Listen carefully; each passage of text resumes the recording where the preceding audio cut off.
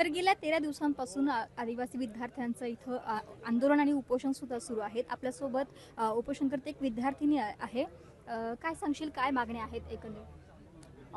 आमच्या मागण्या आहेत की जो 5/8/2026 रोजी जो RGR काढला होता तो रद्द केला पाहिजे आणि जे गडचिरोलीसारख्या ठिकाणी ज्या मुली मृत्युमुखी पडल्या होत्या त्यांना 1 कोटीची मदत केली पाहिजे आणि जी आमची 12,500ची पदभरती आहे ती तात्काळ केली पाहिजे आणि जे बोगस आदिवासी आहेत त्यांच्यावर लवकरात लवकर कारवाई केली पाहिजे.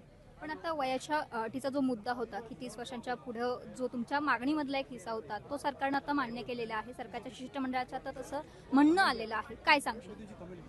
त्यांनी जरी न्यूजवरती सांगितलं असेल की त्याला स्थगिती देण्यात आलेली आहे, आम्ही हे मुळी म्हणजे मान्य करू शकत नाही. आम्हाला तसं परिपत्रक पाहिजे. तुमचं शिष्टमंडळ इथं आलं पाहिजे. शिष्टमंडळसुद्धा आलं नाही. आज 13 दिवस झाले. 13 दिवसानंतर तुम्हाला जाग येते का? तेव्हा तुम्हाला न्यूजवरती भेटायला भेटतंय का?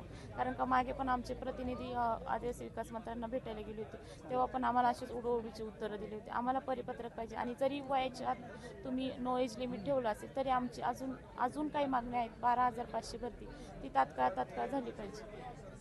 मला सांगशील की जे काही आदिवासी मंत्र्यांचं तू म्हणतेस का 13 दिवसानंतर दखल घेतली गेली, याआधी कधी सरकारनं या आंदोलनाची दखल घेतली गेली होती किंवा चर्चाशर्ती मागणी काही बोलणं झालं होतं? काहीच झालं नव्हतं.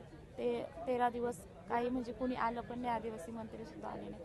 आमच्या जीवावर आज तिथं बसले. त्यांनी यायला पाहिजे ना इथे. आम्ही त्यांना निवडून दिले. ते आमचे आदिवासी मंत्री, त्यांनी आमची दखल घेतली पाहिजे. आज 13 दिवस मुलांची हालत काय झाली हे तुम्ही नाही बघू शकत. आज काही वैद्यकीय मदत वगैरे कधी आली? वैद्यकीय मदत ही आज 3 दिवस झाले. 3 दिवसापूर्वी वैद्यकीय मदत आली इथे आम्हाला. तुला किती दिवस झाले? माझा 6वा दिवस आहे आणि दादा त्या लोकांचा 13 दिवस. आणि माझ्यासोबत बसलेली ती हॉस्पिटलमध्ये, तिची तर खूप क्रिटिकल कंडिशन याआधी कधी वैद्यकीय मदत पोहोचली गेली नव्हती. 3 दिवस अगोदर वैद्यकीय मदत आली. काय सांगाल यासोबत आंदोलनामध्ये आणखीन काही मुद्दे आहेत की जसं की मेडिकल तुम्ही सांगताय न्यूजमध्ये की त्यांचे त्या ज्या मागणी आहे त्यातली एक मागणी त्यांनी पूर्ण केलेली वयाची अट. आपल्याकडे काय प्रूफ आहे? मी आज माईकमध्ये पण बोलू शकते, ही अट मान्य केली, ती अट मान्य केली, बरोबर ना? सरकारचा माणूस इथे आला पाहिजे. त्यांची गरज आहे त्यांना. सरकारच आहे ना, हा बघू शकतो तर सरकारच बघू शकतो. त्यांच्या मान्यता पूर्ण करू शकतो सरकारच ना. मग सरकारला गरज आहे ती ये, तू पेपर लेखी लिहून दे, तेव्हा आम्ही समजू की हा बाबा. आणि ती एकच मागणी आहे का त्या माणसांची? आहेत ना बाकीच्या पण मागण्या. 26 वर्षानंतर ते काही नाही करू शकत. 26 वर्षानंतर मी एक बोलते का तुम्ही त्या खुर्चीत बसण्याची तुमची लायकी नाही. तुमची लायकी नाही. अरे ते शिक्षण घेत आहेत, त्यांचा अधिकार आहे, तुमचा अधिकार नाही त्या गोष्टीचा. जेव्हा शिष्टमंडळ जेव्हा भेटीला गेलं होतं विद्यार्थ्यांचं, त्यावेळेस मंत्र्यांनी असं म्हटलं होतं की माझ्या हातामध्ये काही नाहीये किंवा मुख्यमंत्री जे आहे ते त्यांच्या हातात नाही, मग कोणाच्या हातात आहे? त्यांच्या हातात नाही, मग कोणाच्या हातात आहे? तुम्हाला जर ते कामं नसतील जमत ना तर सोडा. आम्ही शिक्षण घेतलेत, असंच नाही घेतलं. तुम्ही बिन शिकलेली जर त्या खुर्चीत बसत असाल तर आम्ही शिक्षण घेतलेली पोरं कुठे जाणार? साहजिक गोष्ट आहे. ते तिकडनं सांगतायत. हा जो GR त्यांनी काढलेला आहे, हा GR जो 26 वर्षाची अट घातलेली आहे, हा भारताच्या संविधानाच्या बेसिक स्ट्रक्चरच्या विरोधात आहे.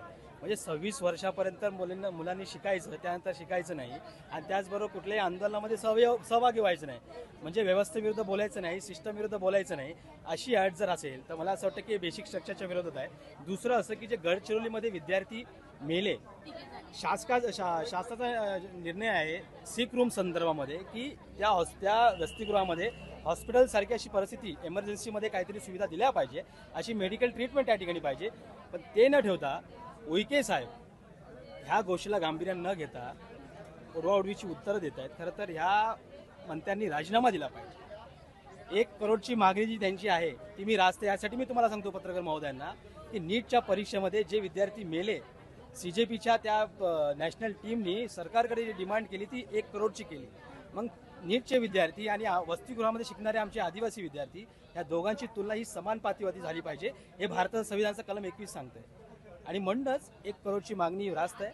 दुसरी त्यांची जी मागणी आहे जी 10 करोडचा विमा, ती रास्त मी ह्यासाठी म्हणेन, म्हणजे इंडियन स्टुडंट मुवमेंट या संघटनेच्या वतीने मी ती रास्त मागणी ह्यासाठी म्हणेन की जर तुम्हाला विमा द्यायचा नसेल तर तुम्ही एक काम करा, वसतिगृह चांगले ठेवा, तिथे अशी परिस्थिती निर्माण करा की तिथे आम्ही चांगलं शिक्षण घेऊ शकतो. आमच्यावरती मरण्याची वेळच येणार नाही ना हो. साप चावणारच नाही आम्हाला. पण तसं करायचं नाही. मग आम्ही डिमांड केली 10 करोडची, मग सांगायची की हे पैसे जास्त आहेत. तर मला असं वाटतं कुठेतरी ह्या सर्व गोष्टीचा विचार या ठिकाणी शासनाने केला पाहिजे. आजही ह्या क्षणाला पत्रकार मोठ्या प्रमाणामध्ये इथे येत आहेत, पण शासनाचा मंत्री महोदय कुठले इथे येऊन व्हिजिट देत नाही. हे विद्यार्थी बसलेले आहेत. ही किती मोठी शोकांतिका आहे हो. आणि म्हणूनच ह्या सर्व गोष्टीचा विचार करा की जर हे आदिवासी विद्यार्थी ह्या देशाचे नागरिक जर असतील, सिस्टम जर ह्यांना देशाचा नागरिक म्हणत असेल, तर खरोखरच नागरिक म्हणून या ठिकाणी यांना बघण्यासाठी यावं. ते मानतच नाही ना हो. ते त्यांना किडामुंगीपेक्षा पण बेकार मानतात आणि म्हणून आज त्यांची ही परिस्थिती आहे. पण मी एक सांगतो, भारताचं संविधान यांच्याबरोबर आहे. जे काही हे भारताच्या संविधान विरोधात GR काढतायत हे रद्द झालेच पाहिजे. ही इंडियन स्टुडंट मुवमेंट म्हणून माझी मागणी आहे आणि या विद्यार्थ्यांची मागणी आहे. सरकारचे जे सचिव आहेत वाघमारे यांनी एक वादग्रस्त शब्दप्रयोग केला होता वाघमारेंनी की तमाशा लावलेला आहे आंदोलक विद्यार्थ्यांनी, त्याबद्दल काय सांगाल? तमाशा, अरे तमाशा बाहेर चालू आहेत, त्यांना थांबवा. हे तमाशे नाहीत, आमच्या मागण्या आहेत, आमच्या हक्काच्या मागण्या आहेत. याला तू तमाशा नको समजूस. मी आरोतुरा करण. आम्हाला शिकवतात काय खोटं बोलायचं नाही. लहानपणी शिकवतात आम्हाला खोटं बोलायचं नाही. अहो तुम्ही मोठं असून खोटं बोलतो, ते तुम्ही खोटंच राहणार आहे. हे खोटं आहे. ते बोलतायत ना का बाबा विद्यार्थ्यांसाठी काहीतरी करा ना तुम्ही. तुम्हाला एवढा चांगला दिलेला आहे, तुम्ही चांगल्या पदावरती आहे, तुम्ही नुसतं खुर्चीत बसायला हो का? त्याचा वापर करा ना. आज त्या मुलांचा किती, मी स्वतः पण सांगते, मी दिबा पाटील साहेबांच्या नामांकरिता बसलेली ना, तेव्हा पण त्या लोकांनी असाच केलेला आहे. सरकारचा माणूस एकही येत नाही. निवडून देणारे आपणच ना. मग आता तरी तुम्ही पण मुलांनी डोले उघडा. निवडून देण्याचा मुद्दा झाला. अनेक आदिवासी आमदार आहेत, मंत्री सुद्धा आहेत. आजपर्यंत हे आंदोलन 13 दिवसापासून सुरू आहे. कोण झोपलेत? आमदारांना गरज फक्त कधी इलेक्शनच्या वेळी बटन यो दाबा, तो दाबा, 500च्या नोटी घ्या, खिडकी काढून घ्या, दरवाजातून घ्या. हे फक्त इलेक्शनच्या वेळी. आता कुठे गेलं? अरे त्यांच्या मागण्या आहेत. अरे तेव्हा आज 13 दिवस झालं. काय तू तुझ्या मुलीवरती जर ती वेळ आली असती, तुम्ही एवढे दिवस तिला घालून दिलं असतं का? तुम्ही शिक्षण फुकट घेतात, पण आमचे आई बाप 1-1 रुपये कष्ट करून आम्हाला शिकवतात. तुमच्यासारखं आम्हाला फुकट पैसे कुठेही भेटत नाही. आम्ही ज्या दिवशी कष्ट करू दुसऱ्या दिवशी आम्ही सरांना नेऊन पैसे देत आहोत. तुमची पोरा फुकट शिकतात, तुम्हाला येतात सरकारकडून पैसे फुकट. तसं आम्हाला सरकारकडून नाही. आम्ही जेव्हा कष्ट करू तेव्हाच आमची मुलं शिकतील. काय सांगेल की आता राष्ट्रपती आपल्या द्रौपदी मुर्मू आहेत, महिला आहेत, आदिवासी समाजातून ते बिलॉंग करतात. त्या पण आदिवासी आहेत, त्यांना पण या समजल्या पाहिजेत ना. एक तू आई म्हणून त्या मुलांकडे बघून एक आई म्हणून थोडी तरी क्यू यायला पाहिजे. एक मी सांगते, सगळ्यात मोठा पद तुमच्याकडे. एक स्त्री म्हणून तुम्ही आज राष्ट्रपती आहात, तर तुम्ही त्याचा वापर करा हो. आज आमच्यावरती संकट किती आलेत. प्रत्येक जण आंदोलन करतो का? आमच्या मागण्या पूर्ण होतच नाहीयेत. या महाराष्ट्रात मला असं वाटतं या वर्षात नाही, या 3 महिन्यात जवळजवळ आंदोलन एवढे झालेत की सांगू शकत नाही.